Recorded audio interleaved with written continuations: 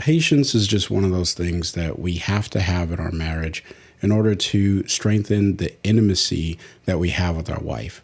Today, we're going to unpack what it means to be a patient husband and talk about some practical ways that you can become a little bit more patient as you work on this. Now, I want to be clear that I am not the expert at this, and I'm actually excited because I get to share with you as I'm still learning and working through this for myself, because I'm not as patient as I probably should be, at least in my own self-assessment. So I'm excited that I'm able to just, peel back the curtain a little bit and be real with you and talk about some of the things that I'm doing in my own marriage.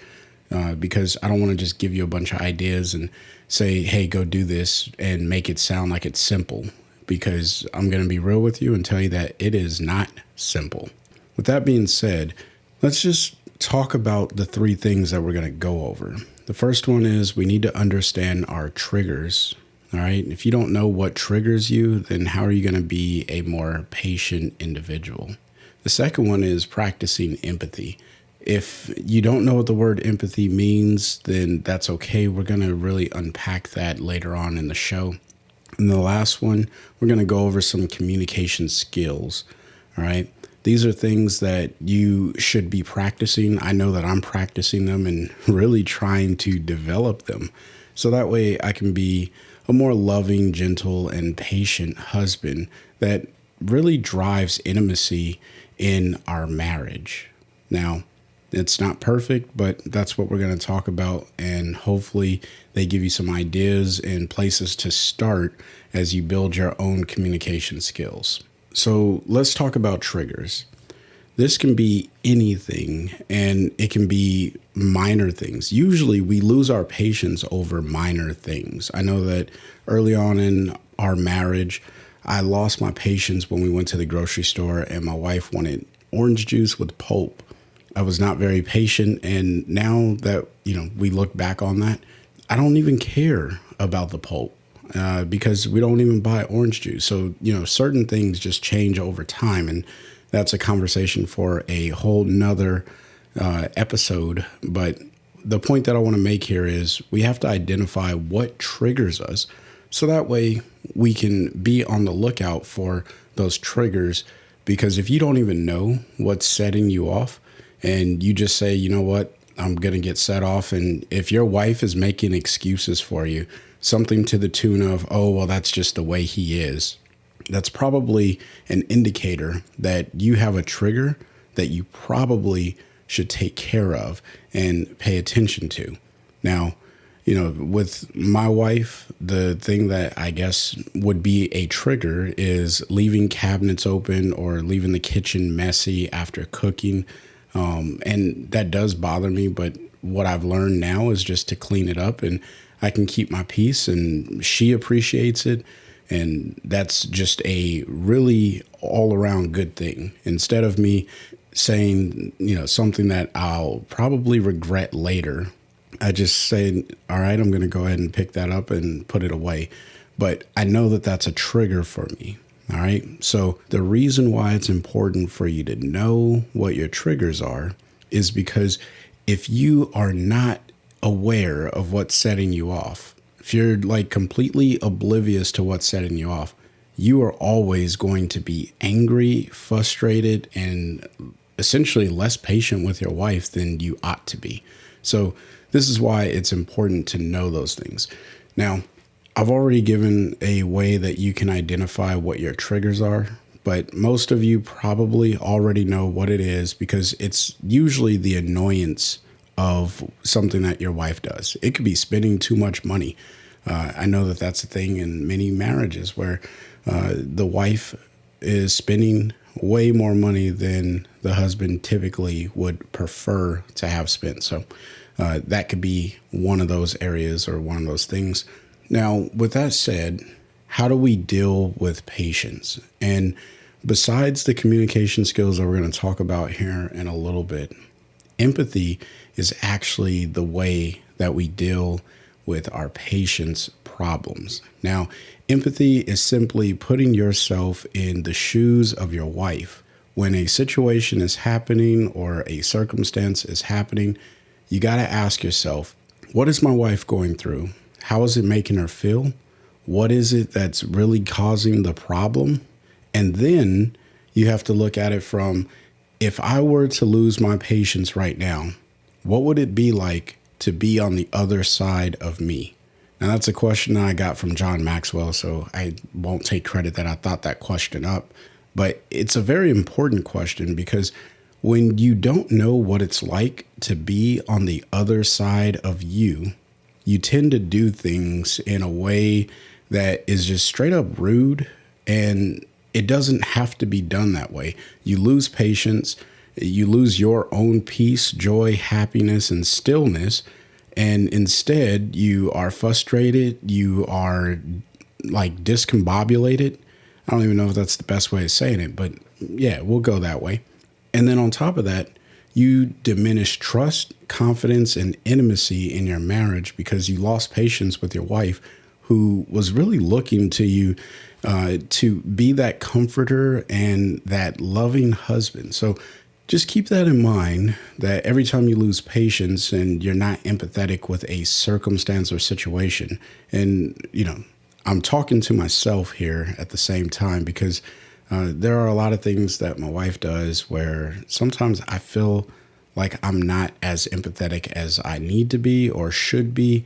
And instead, I'm on far left field, and that really hits home for me. So ask yourself, what is my wife going through, and how can I be there for her in this moment? All right. That's what empathy is all about. Now, I'm going to go through just a little bit more detail on empathy, give some examples here. So when your wife expresses frustration or disagreement or disappointment about something, you have to put yourself in her shoes and then imagine how she might be feeling. Now, that's essentially what I've been saying and why empathy is such a big deal. And I have an episode all about empathy. If I can, I'll link it up in the description or the show notes, so that way you can go and listen to that if you have questions. But the point here is you want to be in the moment with your wife, regardless of how messy or painful or frustrating or challenging that particular moment is.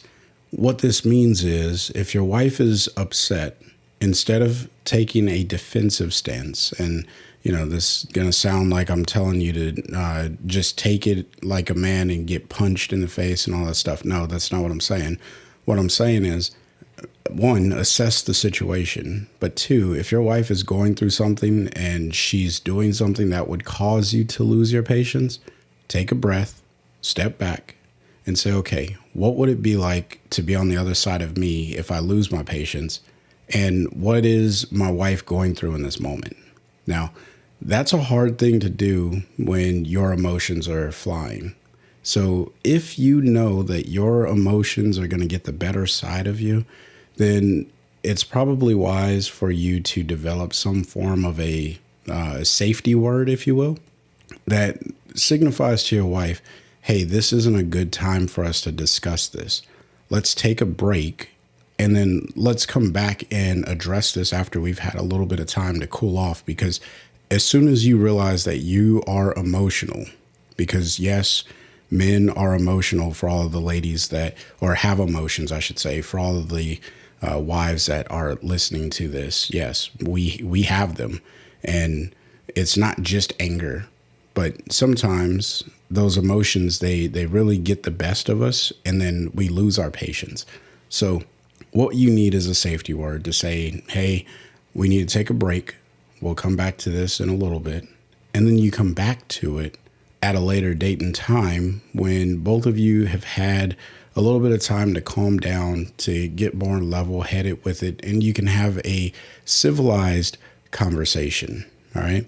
Because we want to love our wives, and you're not going to be able to love her through your overinflated, irrational emotion and initial response to a developing situation or circumstance. And that's not perfect. You can't always put a challenge or issue on hold where you would lose your patience, but as many times as you can in a realistic way, you should find a way to get that conversation into a more stable and neutral zone so you can really talk through the issue, because you're going to find it really, really hard to say, well, what is my wife going through when you are upset? So hopefully that makes sense, because empathy is so, so important to our ability. Even for our wives, they need to be empathetic towards us with certain situations as well. Empathy is one of those things where we're actually in the moment with the individual and working through those issues. Not always saying that we're going to agree, because disagreeing is actually part of marriage. Like, we're going to disagree, we're going to argue, we're going to have conflict, and that's okay. We can have conflict and disagreements. Now, the second example that I'll give on empathy is if your wife is going through a difficult time, like a loss or a health issue. Obviously, you need to be there, supportive, and be compassionate towards whatever that issue is, right? Because not everything is directed towards you. It could be something that your wife is actually having a problem with. Maybe, she isn't feeling as beautiful as she possibly could be, or whatever, right? Self-image issues.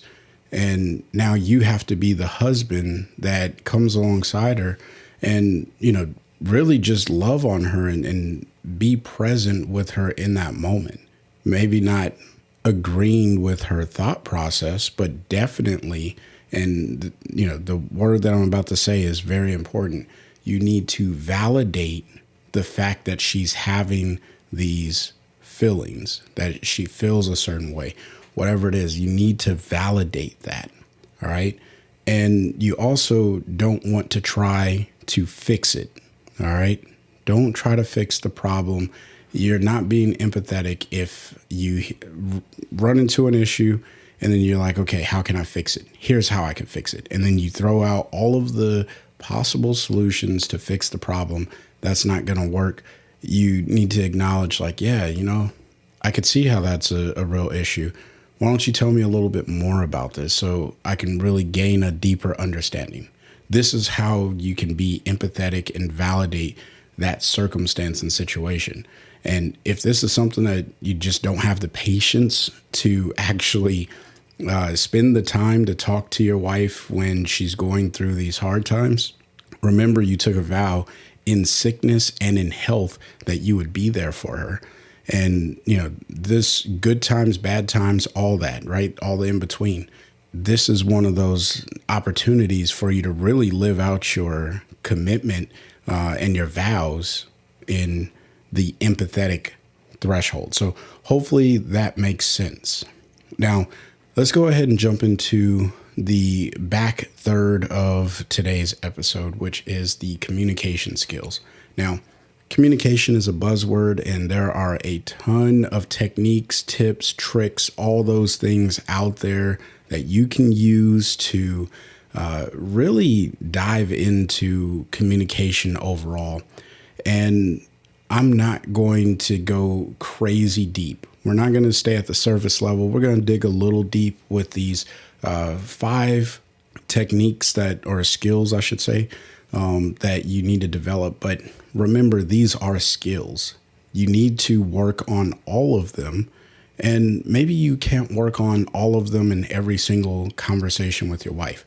My recommendation is that you find a way to incorporate these into your communications with other people, your interpersonal communication or interactions with coworkers, friends, family members, the person that you meet at the grocery store, the cashier. When you learn to develop basic conversational and communicative skills, it is so much easier when you're dealing with your wife, when you're dealing with your children, when you're dealing with subordinates at work. The more you practice communicating and talking with people, the better you're going to get at it. And that's just the way it is. You know, we love to throw the word communication out there, but it's not really taught anywhere. We just assume that people understand, like, oh yeah, you got to communicate, and they'll leave it at that, which is why I don't want to just leave it at that. So let's go ahead and dive in. The first communication skill that you want to work on is active listening. Now, this is the idea and concept of being present fully. I've said that already, if you're being empathetic, and this is how this is going to help you with being empathetic. What you do is you remove all distractions, all right? If you have a cell phone, put it in your pocket.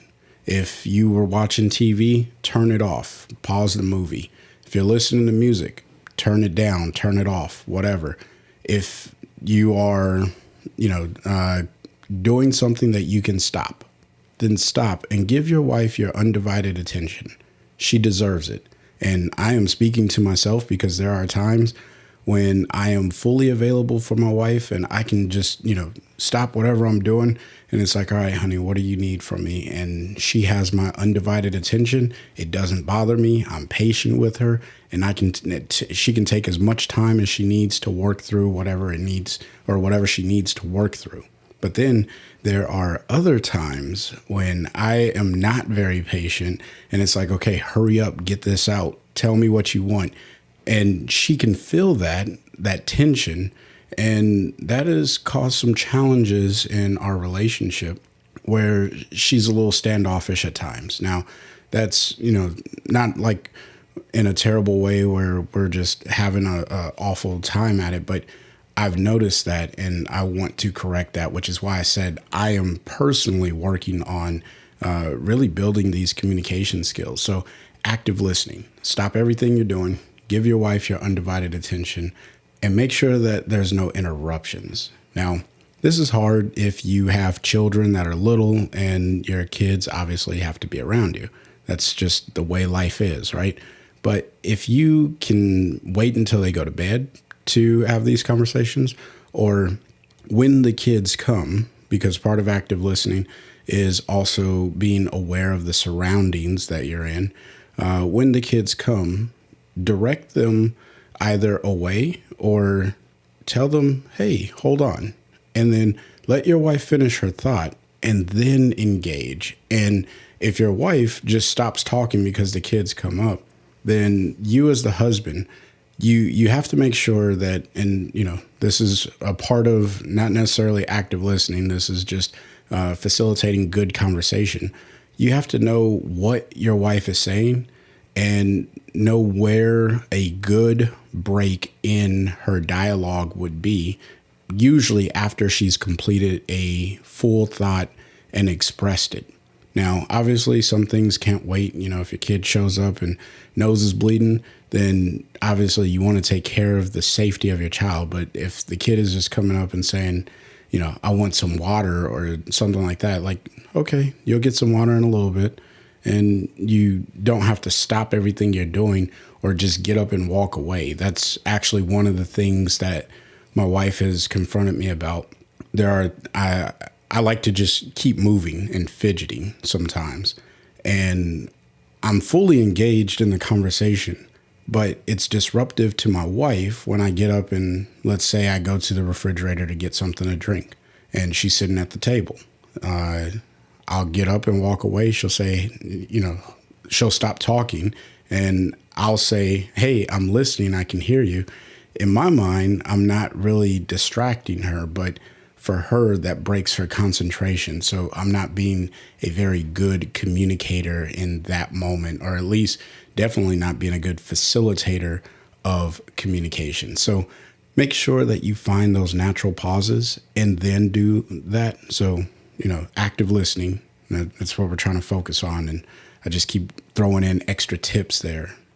The point here is you want to make sure that you minimize distractions so that way the main speaker has the ability to say whatever he or she wants to say, right? Now, if you're having a conversation with your wife, then whatever she wants to say. And if you're using this particular skill, which is great for every single relationship that you ever have, then you definitely want to make sure that you give that person the opportunity to finish their thought before you cut them off. All right. That's what active listening is all about. And then once you have heard what they have to say, follow up with meaningful questions that help you understand more. Because the whole point of you getting the information is that you're understanding what they're telling you. If they're just speaking at you and you're just like, you're not active listening. You're really just off in la la land, not fully engaged or paying attention. Instead, you should say some things like, oh, okay, so this is like, or yeah, I could see how that worked that way. You see how that type of feedback is a little bit more meaningful than or obviously, work on this. It's an art form.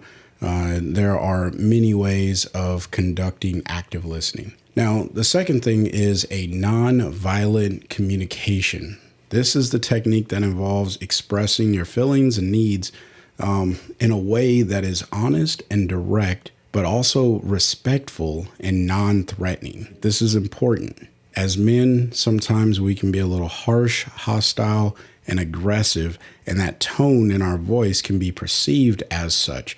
And so it's important that we can be direct to the point and telling our wife what it is that we want her to know. And, that could be in the way of, hey, right now is not a good time. Can we talk about this and then give it a time frame and then make sure that you stick to that and you show up at that time, especially if she says yes, right? Or this could be something where you're just being respectful, all right? That's the whole point with this nonviolent communication skill. This is something that has to be developed, and some men are better at this than others. It really is derived from the type of relationship that you have.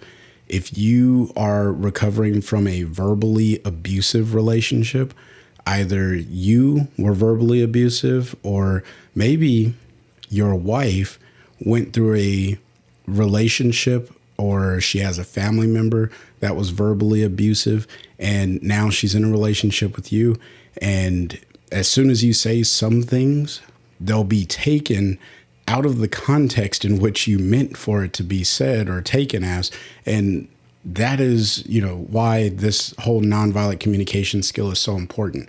You really need to understand your wife, her background, how she receives what you say, and how she perceives what you say. So take some time, and one of the best ways that I can help you with this is use I statements.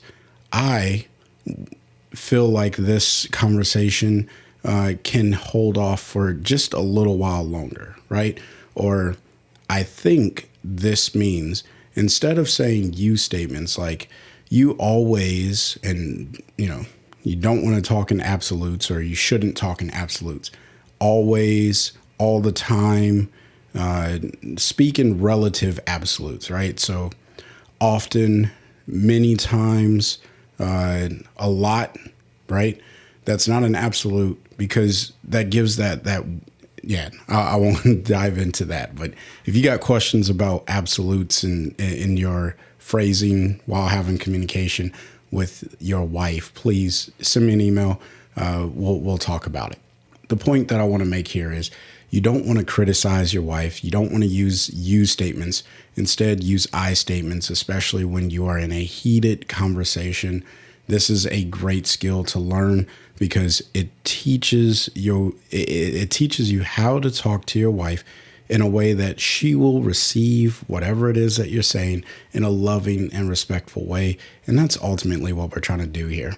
Let's jump on to number 3, which is assertiveness. This involves, one, standing up for yourself and expressing your own needs, and and setting clear boundaries in the way that you are communicating, right? But it's also clear and direct. Now, just like the non-communication or nonviolent communication, this assertiveness is really you showing up and just being straightforward, but being gentle with it. And this is an art form. I don't know if this is ever taught to husbands. This is something you have to learn on how your wife receives what you say, right? This goes back to that whole nonviolent communication. But you have to be assertive, because if you're not, then you'll feel like you're getting walked over. And the worst thing that could happen as a husband is that you feel like you are less valued in the marriage because you have to bite your tongue and hold back, right? Now, let me try and clarify this. What I'm not saying is you should just speak your mind and, rattle off the first thing that comes to mind. Because for most men, the first thing that comes to mind is the dumbest thing. So don't do that. That's terrible, right? And anyone who gives you advice like, yeah, man, speak your mind. Tell her how you really feel. Yeah, don't do that. I won't. Don't do that. Instead, what you can do is think about, okay, how can I clearly articulate to my wife in a loving way where my stance is, right? This comes down to, you don't always have to agree with what your wife is saying or doing, but you can validate what she's saying or doing in a very simplistic and universal way, right? And then you can share what it is that your viewpoints are. And this is where you can get into those I statements. Instead of saying you can say, I've noticed this about our relationship, right? And it's not that you can't share observations about your wife, right? So you can say something in a way of like, hey, I've noticed that when we go to the movies, you don't necessarily care to watch the full movie. And this really upsets me because I enjoy watching a movie. I just made that up off the top of my head, but you get what I'm saying. Like, you can confront your wife about the things that don't make you feel comfortable and that you don't agree on, and then discuss those in a civil way. So you can be assertive by going for what it is that you want to say, but instead, what you shouldn't say, let me give you a bad example of assertiveness. When we're at the movies, I hate when you get up because that's so annoying. Stop doing it. That is not the way that you want to talk to your wife. All right. I know that that's going to make you feel good sometimes, and you're going to be like, yeah, I just told her, but that's going to hurt your overall long-term marriage. And yeah, don't do it. All right. Just don't do it. The fourth thing is mindfulness. Now, this communication skill is really centered around thinking through what it is that you're saying. And sometimes things are going to be coming at you a lot faster than you can that you can process them, right? And I have a hard time in many conversations processing what's being told to me or what someone is saying to me. And I usually have to say, hey, can you repeat that? Because I think what I heard was this, but I'm not sure that that's exactly what I heard. Or, hey, I'm not sure I'm receiving this quite right. Can you expand upon it, right? This gives me an opportunity to hopefully rehear the same message in a different phrasing.